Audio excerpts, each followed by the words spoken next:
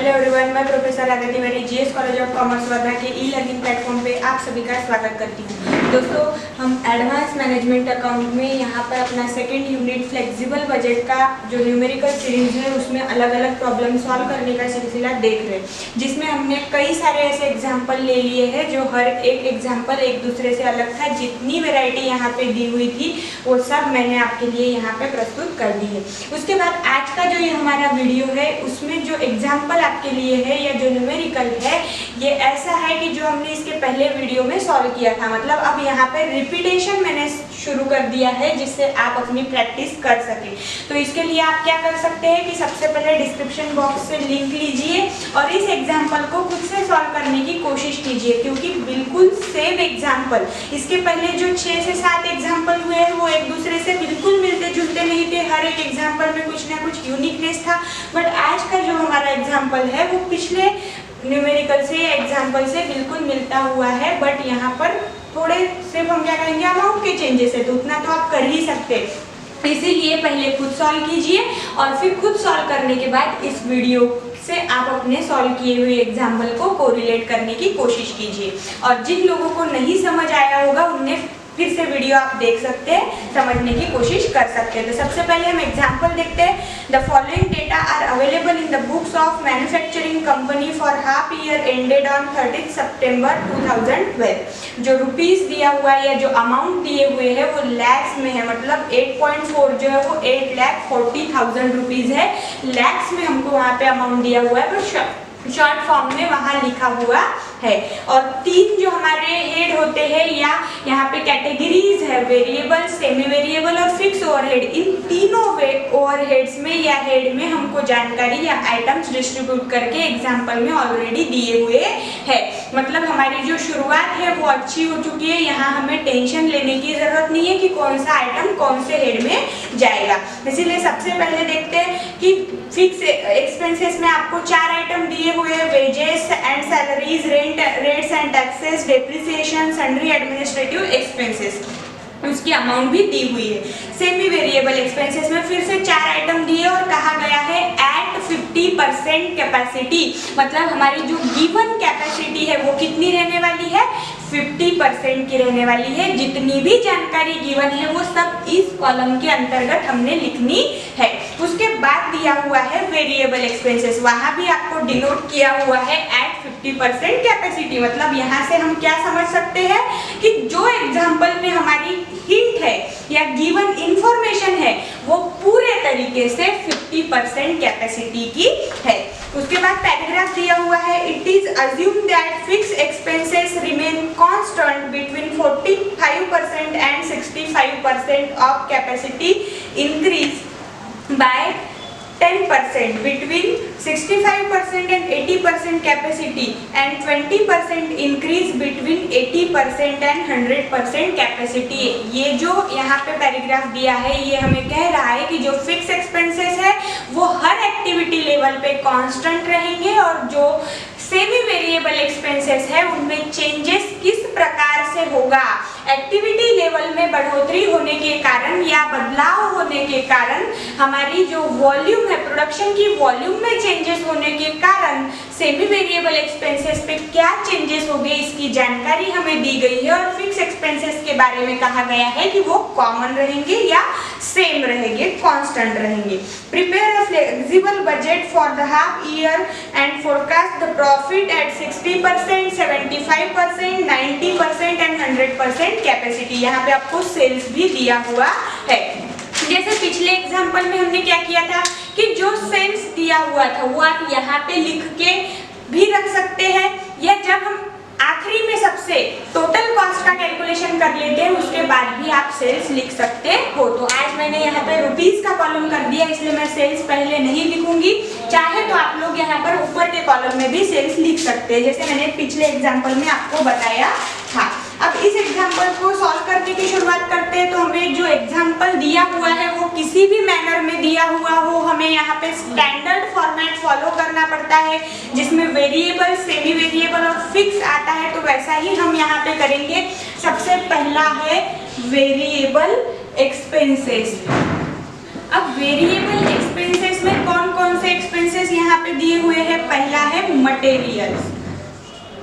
अब मटेरियल्स में यहाँ पे जो हमें पहली 50% की जो अमाउंट दी है वो है 24 लाख। वहाँ पे भले ही आपको दिखने में केवल 24 दिख रहा है, बट ये कितने हैं, 24 लाख है। हमें वहाँ पे कॉमन जो जितने जीरो थे उनको कट करके अमाउंट दी हुई है। तो अब अगर 50% की 24 लाख है तो 60% की कितनी होगी। इतने दिन से हम यही सीख रहे हैं कि कैसा कैलकुलेशन किया जाता है। फिर भी मैं एक बार बताती हूँ कि अगर 50% की 24 लाख है तो 60% की निकालने के लिए हम क्रॉस मल्टीप्लिकेशन करते हैं। 24 मल्टीप्लाइड बाय 60 डिवाइडेड बाय 50 अगर आप करेंगे तो यहाँ पर 28.8 आपका आएगा। फिर 28.8 को आप बेस बनाइए, 24 को छोड़ दीजिए। ये हमने स्मार्ट ट्रिक यहाँ पे सीखी थी कि कैसे हम कैलकुलेशन आगे आगे करते जा सकते हैं। तो 28.8 मल्टीप्लाइड बाय 75 डिवाइडेड बाय 60 अगर आप करेंगे तो यहाँ पर 36 आएगा। फिर 36 को बेस बना लीजिए, 36 मल्टीप्लाइड बाय 90 डिवाइडेड बाय 75 अगर करेंगे तो 43.2 आएगा। फिर 43.2 मल्टीप्लाइड बाय 100 डिवाइडेड बाय 90 करेंगे तो फाइनल हमारी जो 100% कैपेसिटी है उसकी मटेरियल की अमाउंट हमें मिलेगी 48 लाख। उसके बाद सेकंड जो दिया हुआ है वो है लेबर। अब लेबर की जो यहाँ की अमाउंट है वो है 25,60,000। तो 25,60,000 अगर 50% के लिए है तो 60% के लिए कितना, ये आप कैलकुलेट आप कर सकते हैं। तो यहाँ पे मैं डायरेक्ट अमाउंट लिखते चलती हूँ। फिर 30.72 मल्टीप्लाइड बाय 75 डिवाइडेड बाय 60 अगर करेंगे तो यहाँ पे आएगा 38.4। फिर 38.4 मींस 38,40,000 अगर 75% के लिए है तो 90% के लिए कितना है, तो 38.4 मल्टीप्लाइड बाय 90 डिवाइडेड बाय 75 अगर करेंगे तो यहाँ पे आएगा 46.08। फिर इसको बेस बनाइए और 100% का कैलकुलेशन कीजिए तो यहाँ पे आएगा 51.20। उसके बाद तीसरा जो हमें यहाँ आइटम दिया हुआ है वो है अदर एक्सपेंसेस। मतलब कौन से एक्सपेंसेस है वो स्पेसिफिक वहाँ पे बताए हुए नहीं है, एक ओवरऑल बता दिया अदर एक्सपेंसेस, और उसकी अमाउंट दी हुई है 3.8 मतलब 3,80,000। फिर से वही कि 3.8 for 50 so 60 equal to what. फिर क्या करेंगे, cross multiplication, 3.8 multiplied by 60 divided by 50 तो यहाँ पे हमको मिलेगा 4.56। फिर 4.56 को अगर फिर से बेस बना लेते हैं कि 60% के लिए 4.56 तो 75% के लिए कितना, तो इसका जवाब होगा 5.7। फिर 5.7 अगर 75% के लिए है तो 90% के लिए कितना, या 5.7 अगर 75% के लिए है तो 90% के लिए कितना, तो इसका आंसर आएगा 6.84। और अगर 90% के लिए 6.84 है तो 100% के लिए आएगा 7.60।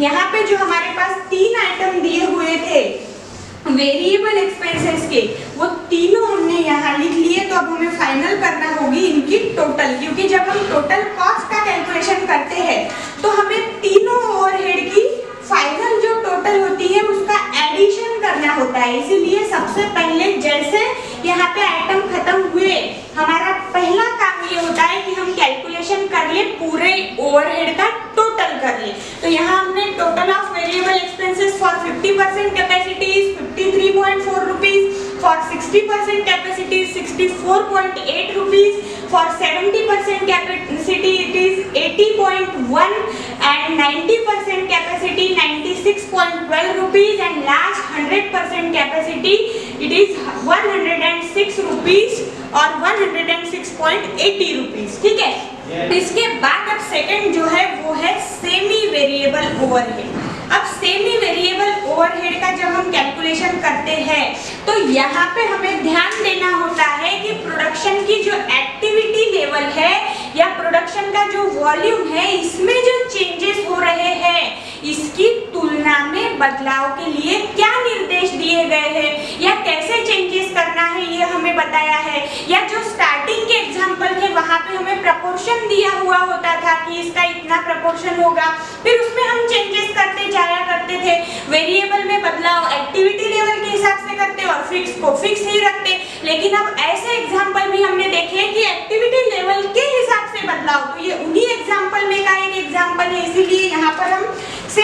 करेंगे कि जैसा बदलाव करने के लिए कहा गया है वैसा करेंगे। प्रपोर्शन में डिस्ट्रीब्यूट किया गया है क्या?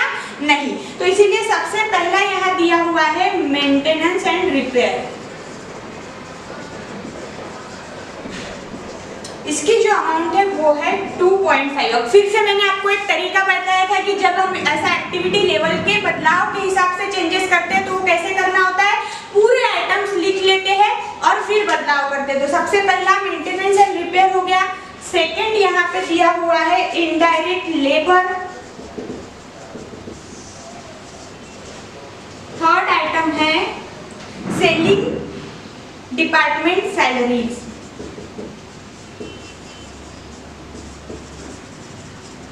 और जो लास्ट आइटम दिया हुआ है सेमी वेरिएबल ओवरहेड में वो है सेलिंग एडमिनिस्ट्रेटिव एक्सपेंसेस। अब ये चारों की जो अमाउंट 50% कैपेसिटी की है वो हम लिख लेते हैं। पहले की है 2.5, सेकेंड की 9.9 मींस इनडायरेक्ट लेबर दिए हुए 9.9, सेलिंग डिपार्टमेंट सैलरीज 2.9 लाख और जो लास्ट है सेलिंग या सन्ड्री, यहाँ पे एडमिनिस्ट्रेटिव एक्सपेंसेस होगा, सन्ड्री एडमिनिस्ट्रेटिव एक्सपेंसेस जो है 2.6। अब जितनी हिंट हमारे पास थी वो हमने ले ली। इसका आधार लेके हमें आगे की जो कैपेसिटी है या एक्टिविटी लेवल है इनका कैलकुलेशन करना है। तो सबसे पहले देखेंगे कि हमें कुछ बताया गया है कि इंफॉर्मेशन जो दी हुई है उसमें कुछ कहा है कि इनके बारे में।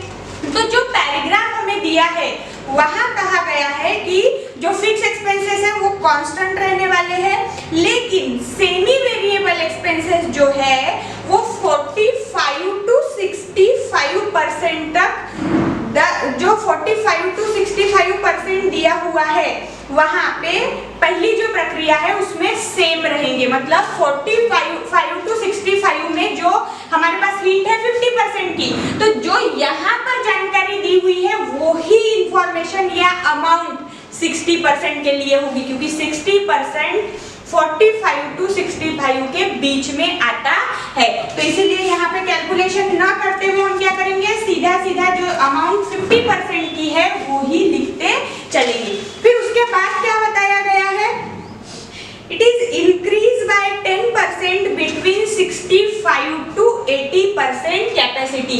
मतलब 65 से 80% की या 65 से 80% के बीच में जो कैपेसिटी आ रही है उसमें 10% की बढ़ोतरी करनी है। तो देखते हैं यहाँ पे 65 से 80 के बीच में कोई कैपेसिटी आ रही है क्या जो हमारे पास, जिसका कैलकुलेशन करना बाकी है। तो हाँ, यहाँ पे जो 75% कैपेसिटी है इसके लिए अब ये जो हिंट है इसका हम प्रयोग कर सकते हैं। तो क्या कहा है उन्होंने, 10% इंक्रीज करना है, 10% इंक्रीज करना है। किसमें, तो जो हमारी पहली गिवन हिंट का आपकी दी थी 50% कैपेसिटी की, तो इसमें 10% इंक्रीज करके ऐड करके 75% कैपेसिटी में लिखना है। तो यहाँ पे अगर 2.5 में 10% हम उसका निकालेंगे और फिर और 2.5 में ऐड करेंगे तो यहाँ पे आएगा 2.75। फिर 9.9 मल्टीप्लाइड बाय 10% करेंगे तो उसका 10% जो भी पार्ट आ रहा होगा उसको फिर से 9.9 में अगर ऐड करेंगे तो यहाँ आएगा 10.89। सेम प्रक्रिया 2.9 का 10% पहले निकाल लो, जो भी अमाउंट आपके पास आया है उसमें फिर से 2.9 ऐड करो तो यहाँ आएगा 3.19। और अगर 2.6 का सेम प्रक्रिया हम उस पे करेंगे तो यहाँ आएगा 2.86। यहाँ तक के हो गया। अब उसके बाद हमें कहा गया है कि 20% increase between 80% and 80% and 100% capacity. अब 80% से 100% के बीच में जो भी कैपेसिटीज आएगी या फिर वो 100% क्यों ना हो, उसमें हमें 20% ऐड करना है। किसका 20% ऐड करेंगे, 50% कैपेसिटी की जो अमाउंट है हर आइटम की उसमें 20% ऐड करके हम लिखते चलेंगे। तो अगर 20% ऐड करते हैं तो यहाँ पर 2.5 में अगर हम 20% ऐड करेंगे तो उसका 20% होगा 0.5। तो इसमें अगर हम ऐड करेंगे तो यहाँ अमाउंट आएगी 3 रुपीज। अब देखो 80% 20% से 100% के बीच में जो एक्टिविटी आ रही होंगी उसमें 20% की बढ़ोतरी करनी है। 80 हमारे पास है नहीं, 90 80 से 100 के बीच में आता है, और जो 80 से 100 के लिए है वो 100 के लिए भी लागू पड़ती है। मतलब जो बदलाव हम 90% एक्टिविटी लेवल में अमाउंट के साथ कर रहे हैं वो सेम बदलाव या सेम अमाउंट 100% कैपेसिटी में भी वही वहां पे हमें लिखना होगा, उतना ही अमाउंट बताया गया है। इसलिए बार बार न लिखते हुए सीधा क्या करेंगे, यहाँ पर भी जो अमाउंट इसके लिए आ रही है 90% एक्टिविटी के लिए वही अमाउंट हम 100% में लिखते चलेंगे। उसके बाद 9.9 का 20% निकाल के फिर से 9.9 में अगर ऐड करेंगे तो 11.88 यहाँ पे आएगा, जो कि 90% के लिए भी है और 100% के लिए भी दिया हुआ है। उसके बाद सेलिंग डिपार्टमेंट की जो सैलरी है 2.9, उसका 20% निकाल के अगर ऐड करते हैं तो 3.48 यहाँ पे आता है, तो दोनों में भी हम 3.48 लिख देंगे। फिर आखिरी का जो आइटम दिया हुआ है सन्ड्री एडमिनिस्ट्रेटिव एक्सपेंसेस, इसका 2.6 है, तो 2.6 मल्टीप्लाइड बाय 20 डिवाइडेड बाय 100, तो क्या किया हमने 20% का कैलकुलेशन किया। अगर ऐसा बोलूं कि 2.6 मल्टीप्लाइड बाय 20%, तो फिर भी प्रक्रिया वही हो रही है। और अगर ऐसा कहूं कि 2.6 मल्टीप्लाइड बाय 20 डिवाइडेड बाय 100, तो भी हम 20% का भाग बाजू में निकाल रहे हैं। जो अमाउंट आई उस अमाउंट में फिर से हम 2.6 अगर ऐड करेंगे तो यहाँ पे आएगा 3.12, दोनों में वो हमने लिख दिया। अब यहाँ पे जो 4 आइटम दिए हुए थे सेमी वेरिएबल एक्सपेंसेस में, वो चारों का कैलकुलेशन अलग अलग एक्टिविटी लेवल के या प्रोडक्शन लेवल के हिसाब से हमने कैलकुलेट कर लिया।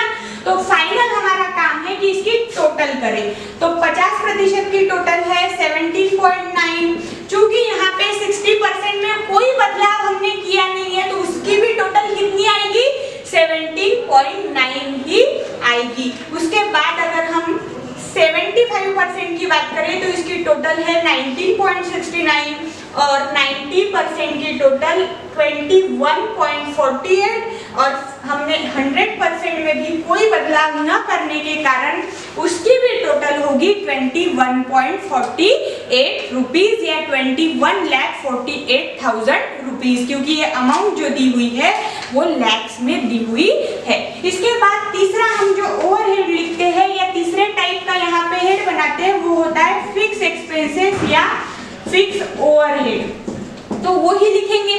फिर उसमें कौन कौन से आइटम दिए हुए हैं, तो पहला है वेजेस एंड सैलरीज। अब यहाँ पे हम ये कर सकते हैं कि सीधा सीधा लिखते चलना होता है, ना कोई कैलकुलेशन होता है, ना ज्यादा हमें दिमाग लगाना पड़ता है, क्योंकि हर एक्टिविटी लेवल में इसकी जो मेन अमाउंट होती है पर यूनिट में बदलाव होता है, लेकिन जो टोटल अमाउंट होती है वो सेम होती है। और यहाँ पे हम पर यूनिट का कैलकुलेशन नहीं कर रहे, इसीलिए हमें यहाँ पे कोई करना है कि कैलकुलेशन नहीं, सीधा जो अमाउंट दिया है वो लिखते चल सकते हैं। तो जो वेजेस एंड सैलरीज 8.4 50% के लिए दिया हुआ है, तो ये हर एक्टिविटी लेवल पे वही लागू पड़ेगा, इसीलिए सब इसमें हम क्या लिख देंगे 8.4 या 8,40,000 रुपीज। उसके बाद सेकंड दिया हुआ है रेंट, रेट्स एंड टैक्सेस। इसमें जो रेंट, रेट्स एंड टैक्सेस में दिया हुआ अमाउंट है वो है 5.6, तो हर जगह पर हम क्या लिखेंगे 5.6। थर्ड नंबर का आइटम है दिया हुआ डेप्रिसिएशन। डेप्रिसिएशन की अमाउंट है 7 लाख, तो यहाँ पे हर जगह पर हमने लिख दिया 7 लाख, क्योंकि कोई भी एक्टिविटी लेवल में चेंजेस नहीं करने होते। और लास्ट आइटम दिया हुआ है सन्ड्री एडमिनिस्ट्रेटिव एक्सपेंसेस, इसकी अमाउंट है 8.9, तो हर इसमें हम क्या लिखेंगे 8.9। सबसे इजी पोर्शन फ्लेक्सिबल बजट का जो होता है वो फिक्स एक्सपेंसेस का होता है, क्योंकि यहाँ पे हम कोई भी बदलाव नहीं करते, और कोई भी बदलाव ना करते हुए भले ही हम यहाँ लिखते चलते हैं, बट जब पर यूनिट का कैलकुलेशन करते हैं तो यही सबसे ज्यादा यहाँ पे जटिल प्रक्रिया भी बन जाती है, क्योंकि हमें ध्यान देना होता है कि सब काम सही से हो रहा है या नहीं। तो इसीलिए अब यहाँ पे पर यूनिट नहीं है तो हम उसका विचार नहीं करेंगे। जो अमाउंट थी वो हमने लिख ली, तो सीधा कैलकुलेशन अब करना है, जिसका टोटल हमारा यहाँ आ रहा है 29.9। कोई बदलाव किसी भी एक्टिविटी लेवल पे नहीं किया गया है, क्योंकि ये फिक्स एक्सपेंसेस है। तो हर एक्टिविटी लेवल की फिक्स एक्सपेंसेस की टोटल 29.9 ही होगी। उसके बाद अब यहाँ पे क्या करते हैं, हम टोटल कॉस्ट का कैलकुलेशन करते हैं। और कैसे आता है ये, A plus B plus C, मतलब variable overhead plus semi variable overhead plus fix overhead जब करते हैं तो यहाँ पे टोटल कॉस्ट हमें मिलती है, या जितने भी यहाँ पे एक्सपेंसेस हुए हैं जब उन एक्सपेंसेस को ऐड कर देते हैं तो हमें टोटल कॉस्ट मिलती है। तो सेम प्रक्रिया करेंगे तो यहाँ आएगी 101.2 रुपया या 101.2 रुपीज,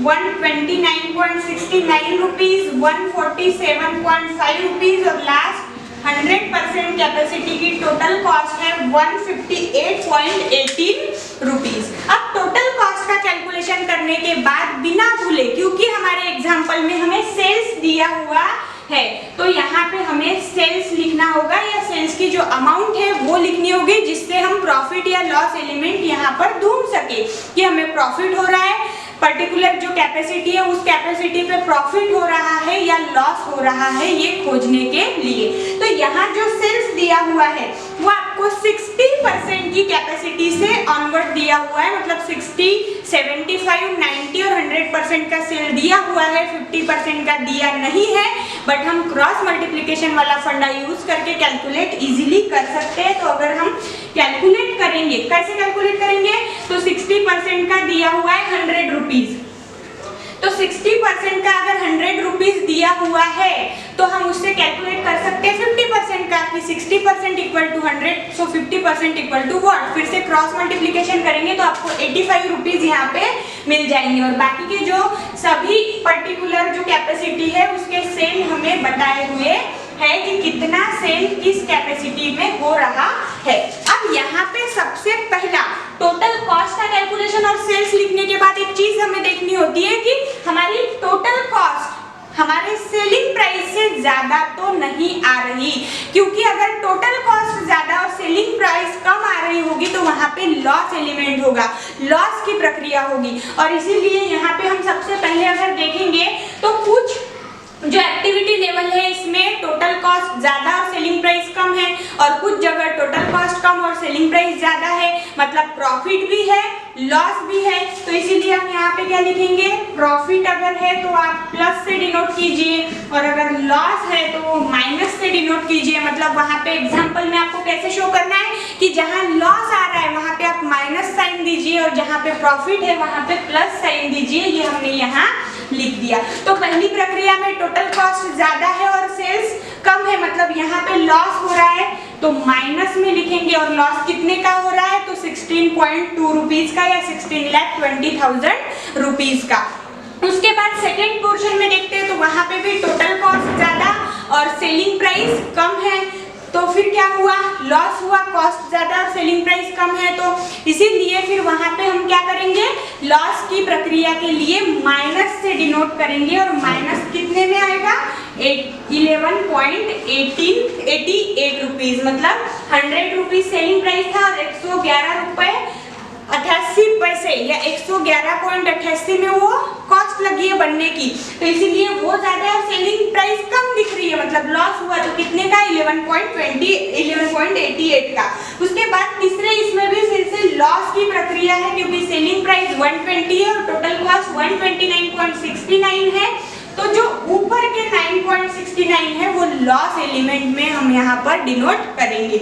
लेकिन जो आखिरी की हमारी यहाँ पे एक्टिविटी लेवल है 90 और 100% की, उस 90 और 100% की इसमें हम देखेंगे कि यहाँ प्रॉफिट हो रहा है, क्योंकि टोटल कॉस्ट कम है और सेलिंग प्राइस ज्यादा है। तो कितने का प्रॉफिट यहाँ पे हुआ 2.5 रुपीज का, क्योंकि 147.5 ये टोटल कॉस्ट है और 150 सेलिंग प्राइस है, तो 2.5 यहाँ पे प्रॉफिट होगा। और लास्ट इसमें जो प्रॉफिट एलिमेंट है वो है 11.82 रुपीज का। तो ऐसे हमने यहाँ पे जो पिछला एग्जाम्पल सॉल्व किया था उसके जैसा ही सेम एग्जाम्पल मैंने आज यहाँ पे फिर से आपको करवाया है। चाहे तो आप इसकी प्रैक्टिस कर सकते हैं और इस वीडियो को उससे कोरिलेट करके फिर से समझने की कोशिश भी कर सकते हैं। Thank you.